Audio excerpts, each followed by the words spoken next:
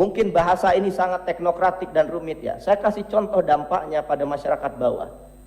Rupiah naik, dolar naik, pakan itu naik harganya karena kita impor.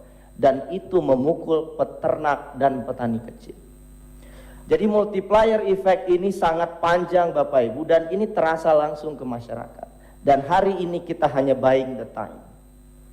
Saya mungkin masuk ke poin terakhir, mungkin bisa ditambahkan oleh kawan-kawan yang lain.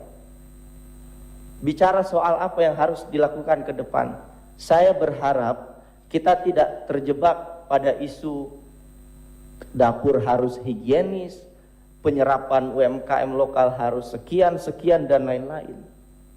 Bapak, Ibu, ini soal kausalitas. The main problem is who is running this program. Siapa pemilik SPPG-nya?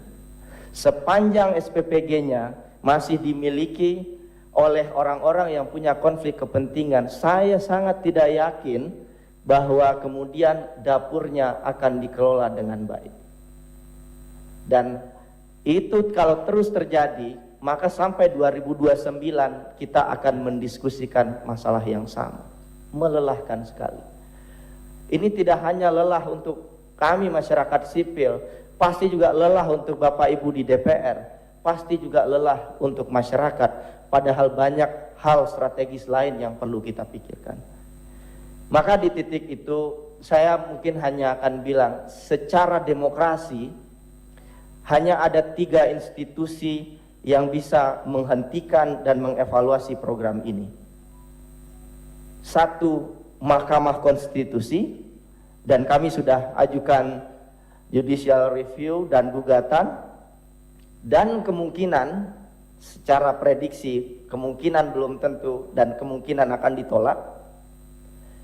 Institusi kedua yang bisa menghentikan dan mengevaluasi program ini adalah Dewan Perwakilan Rakyat. Ada hak yang melekat di sana secara demokrasi. Dan entitas ketiga yang bisa menghentikan ini adalah Prabowo Subianto. Dan terus terang saya hanya ingin bilang, dari 3 entitas ini kami berada dalam kekecewaan dan kekhawatiran ini tidak akan kemana-mana dan direspon oleh ketiga institusi ini.